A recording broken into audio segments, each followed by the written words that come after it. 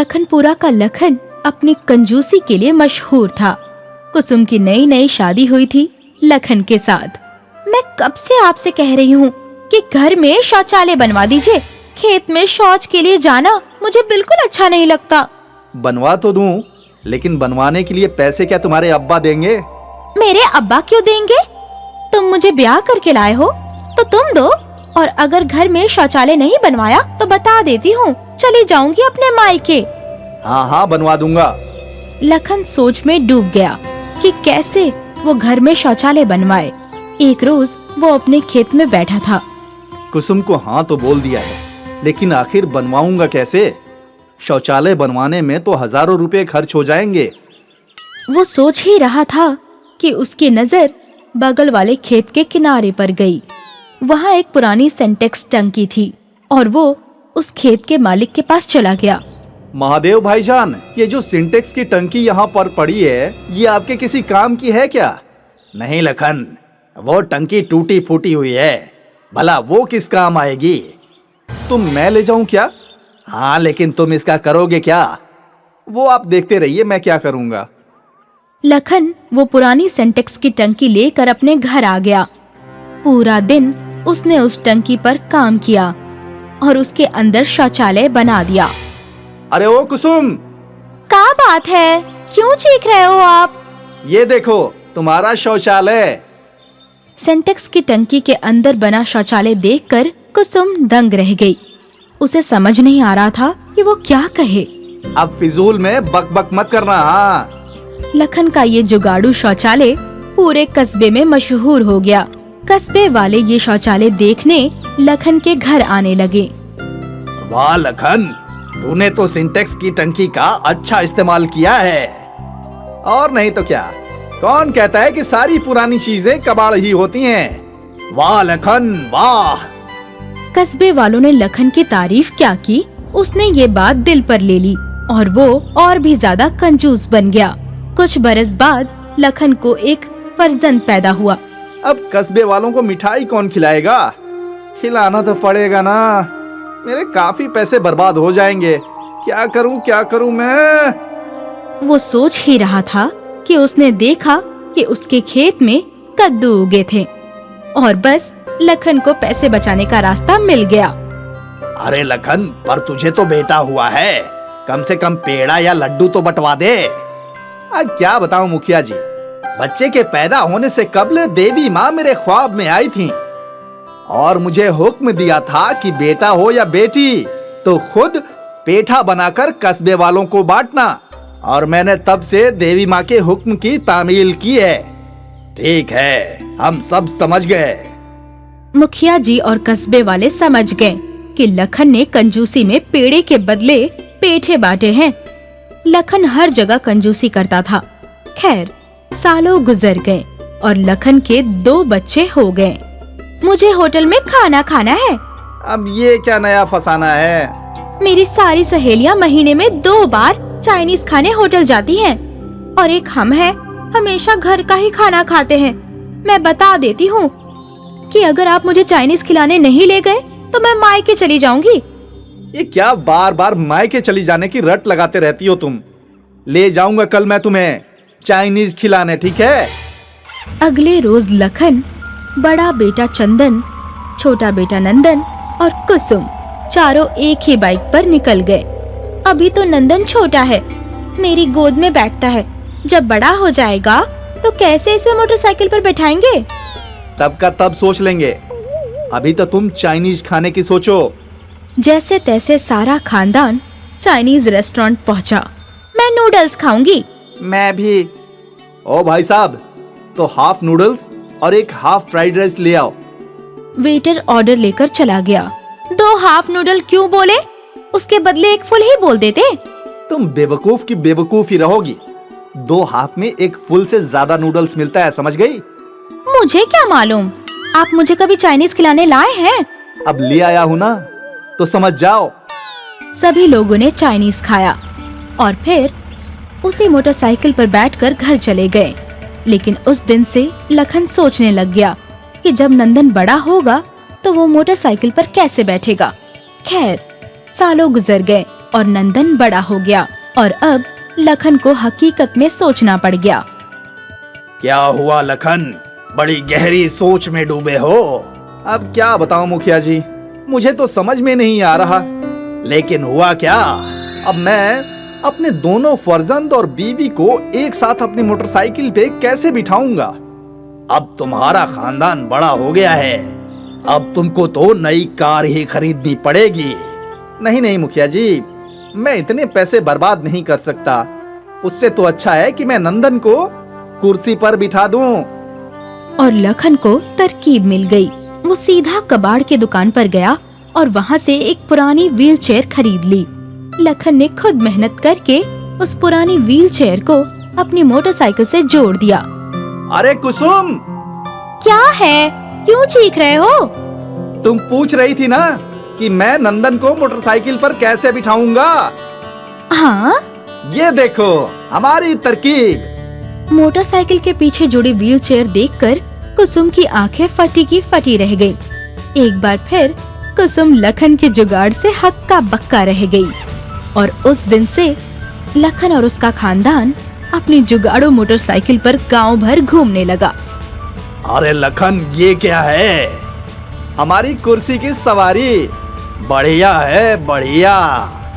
कुर्सी की सवारी देखकर सारा कस्बा हंस रहा था, पर लखन तो लखन था। वो पैसे बचाकर बेहद खुश था।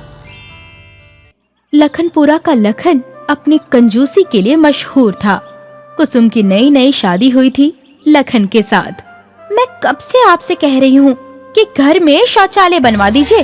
खेत में शौच के लिए जाना मुझे बिल्कुल अच्छा नहीं लगता। बनवा तो दूं, लेकिन बनवाने के लिए पैसे क्या तुम्हारे अब्बा देंगे? मेरे अब्बा क्यों देंगे?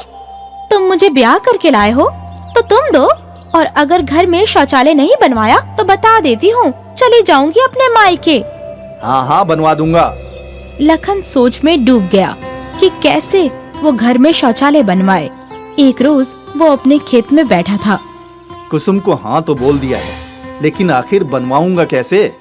शौचालय बनवाने में तो हजारों रुपए खर्च हो जाएंगे। वो सोच ही रहा था कि उसकी नजर बगल वाले खेत के किनारे पर गई। वहाँ एक पुरानी सिंटेक्स टंकी थी और वो उस खेत के मालिक के पास चला गया। महादेव भाईजान, ये जो सिंटेक्स की टंकी यहाँ पर पड़ी है, ये आपके किसी काम की है क्या? नहीं लखन, वो टंकी टूटी फूटी हुई है, भला वो किस काम आएगी? तुम मैं ले जाऊं क्या?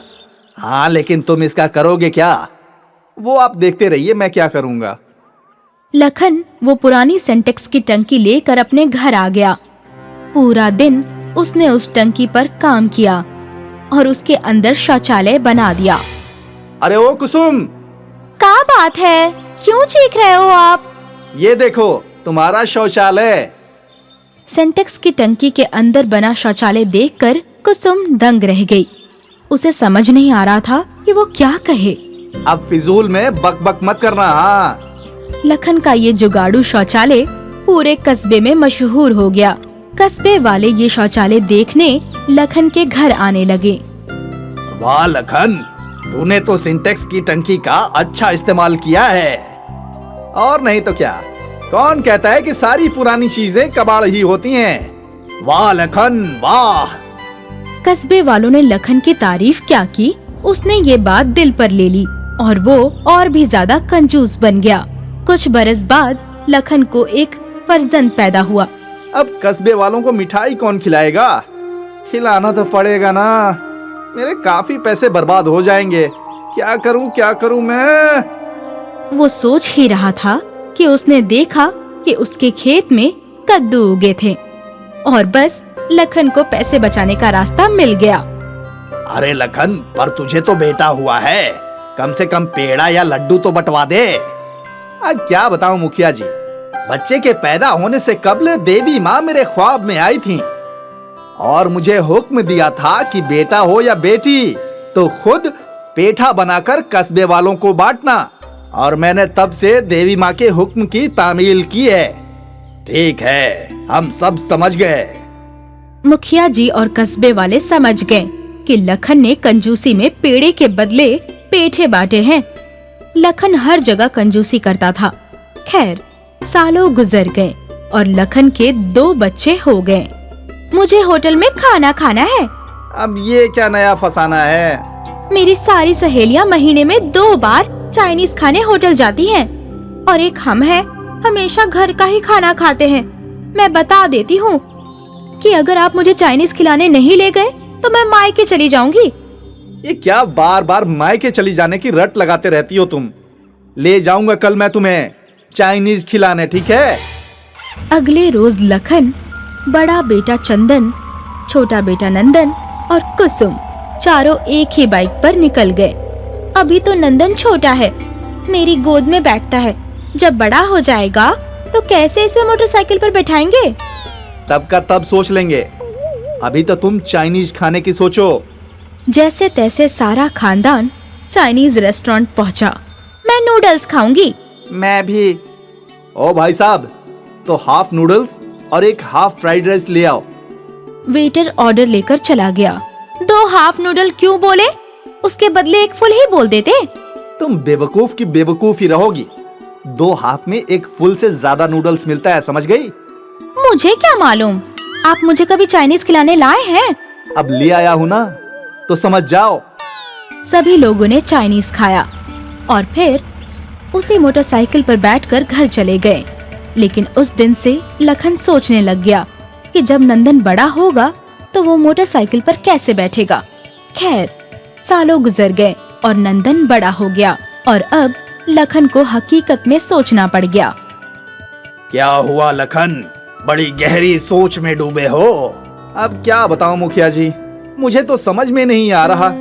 लेकिन हुआ क्या? अब मैं अपने दोनों फर्जंद और बीवी को एक साथ अपनी मोटरसाइकिल पे कैसे बिठाऊंगा?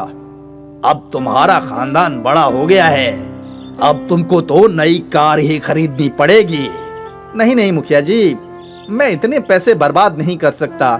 उससे तो अच्छा है कि मैं नंदन को कुर्सी पर बिठा दूं। और लखन को तरकीब मिल गई।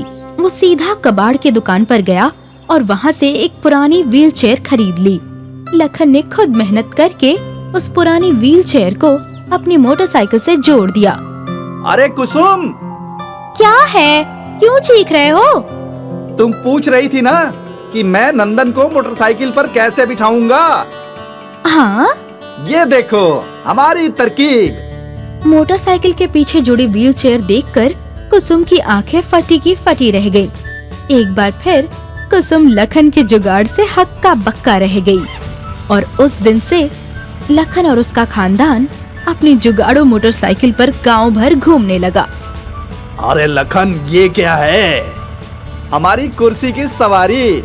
बढ़िया है, बढ़िया। कुर्सी की सवारी देखकर सारा कस्बा हंस रहा था, पर लखन तो लखन था। वो पैसे बचाकर बेहद खुश था।